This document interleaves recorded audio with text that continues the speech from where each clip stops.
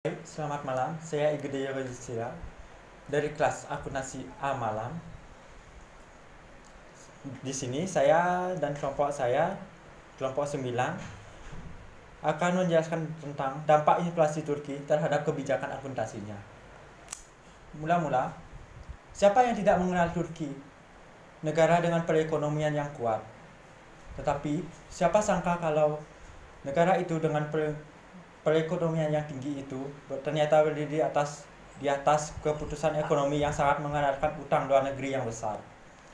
Saat ini, porsi utang Turki 50% lebih dari GDP. Perekonomian Turki sebetulnya sudah memanas dengan tingkat inflasi 16% pada bulan Juli. Angka itu 5% lebih tinggi dari batas yang ditetapkan oleh Bank Sentral Turki. Dan secara teori, suku bunga harus dinaikkan agar mengerem laju konsumsi, terutama impor dari luar negeri. Erdogan, Presiden Turki, tidak mematuhi aturan baku itu dan membiarkan keadaan menjadi lebih buruk. Dia mengatakan bahwa suku bunga rendah adalah kunci untuk menyelesaikan krisis. Perkenalkan, nama saya Gede Suwarnawe, absen 9. Menjelang pemilu Presiden Turki 2018 pada 23 Juni mendatang, kondisi ekonomi Turki masih dihantam gelombang krisis. Sejak awal tahun, lira mata uang Turki anjlok sekitar 20% terhadap dolar Amerika Serikat. Memasuki pertengahan Juni, nilai tukar lira menyentuh 4,73 per dolar Amerika Serikat dan berdampak pada melonjaknya inflasi. Bahkan pada 23 Mei lalu, nilai tukar lira bergerak mendekati rekor terendah dengan persentase 4,92%. Ketika itu, para pembuat kebijakan moneter bertemu dan menaikkan suku bunga guna membendung krisis tersebut. Akibat merosotnya lira dan memicu kenaikan suku bunga darurat, inflasi di Turki merangkak naik menjadi 12,2% pada Mei lalu. Setelah bulan sebelumnya 10,9%.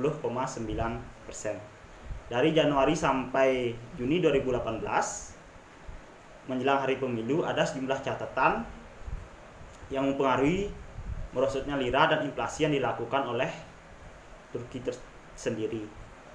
Kemudian di tengah kondisi ekonomi yang belum stabil, pada 14 Mei, Presiden Turki Erdogan mengeluarkan pernyataan bahwa ia bakal mengambil lebih banyak kendali kebijakan moneter dan memangkas suku bunga setelah pemilu tahun ini berlangsung.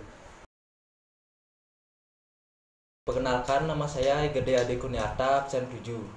Apa saja dampak dari kejadian tersebut? Tentu saja yang pertama adalah inflasi, di mana menurunnya nilai mata uang secara kontinu. Di Turki, harga barang-barang konsumsi pada Februari 2018 hampir 20% lebih tinggi dari periode yang sama 1 tahun sebelumnya. Angkanya pada Oktober lebih dari 25%. Bank sentral yang biasanya mengatasi inflasi dengan menaikkan suku bunga yang membuat pinjaman ke pihak perusahaan dan nasabah pribadi lebih mahal, sehingga mereka mengurangi pengeluaran. Dengan demikian, tekanan yang biasanya mendorong kenaikan harganya bisa berkurang. Sedangkan yang kedua dari dampak kejadian tersebut adalah terjadinya resesi.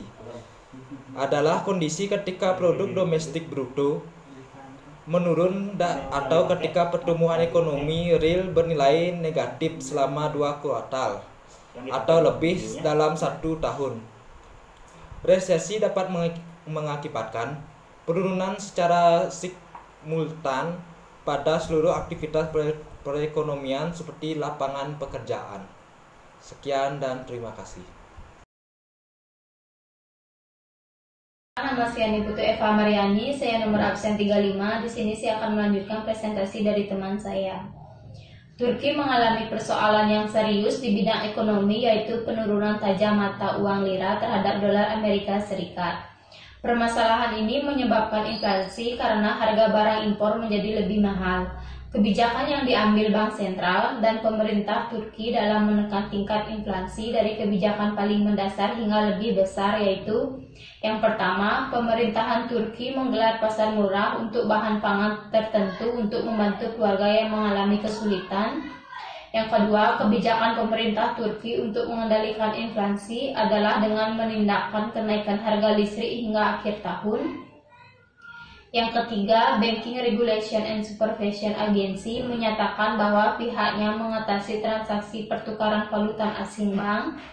Yang keempat, ada pemerintah Turki juga mengeluarkan kebijakan terkait sektor perbankan dan perusahaan demi mengendalikan inflasi. Di antaranya, bank-bank akan memberikan diskon 10% untuk pinjaman berbunga tinggi yang diberikan setelah 1 Agustus 2018. Yang kelima, ada Bank Sentral Turki atau CBRT telah menaikkan suku bunga acuan menjadi 17,75% pada bulan Mei guna meredam lemahnya nilai tukar lira. CBRT mengabaikan keinginan Presiden Turki untuk menahan suku bunga acuan. Suku bunga tinggi dapat membantu menstabilkan mata uang. Yang keenam, ada kemudian langkah stimulus yang diambil Presiden Turki, diantaranya perubahan pajak dan peningkatan dana jaminan kredit pemerintah yang mendukung pinjaman untuk sentral kecil. Dan yang terakhir, menaiki tarif impor komoditas dari Amerika Serikat seperti beras, kosmetika, kendaraan bermotor, tembakau, dan minuman beralkohol. Kenaikannya sebesar 50% untuk beras, 60% untuk kosmetik, 120% untuk kendaraan bermotor, tergantung jenisnya. Dengan adanya inflasi yang tinggi pada Turki dan nilai mata uang lira yang merosot tajam terhadap dolar Amerika Serikat akan sangat berpengaruh terhadap nilai historis hutang luar negeri Turki yang memiliki lebih dari 3.000 miliar utang dalam dominasi dolar yang semakin mahal. Negara-negara berkembang dan perbankan merupakan para pihak yang terdampak pada atas terjadinya krisis ekonomi di Turki. Investor di negara berkembang khawatir krisis ekonomi di Turki ini merebet ke negara-negara berkembang lainnya, sehingga mereka menarik investasinya. Aksi ini mengakibatkan ikut merosotnya nilai tukar mata uang negara-negara berkembang, sehingga diambil langkah-langkah kebijakan moneter di atas baik oleh Bank Sentral maupun pemerintah Turki dengan tujuan untuk menguatkan nilai tukar lira terhadap dolar Amerika Serikat guna menekan nilai inflasi yang semakin tinggi yang menjerumus pada krisis ekonomi Turki yang semakin parah. Sekian dan terima kasih.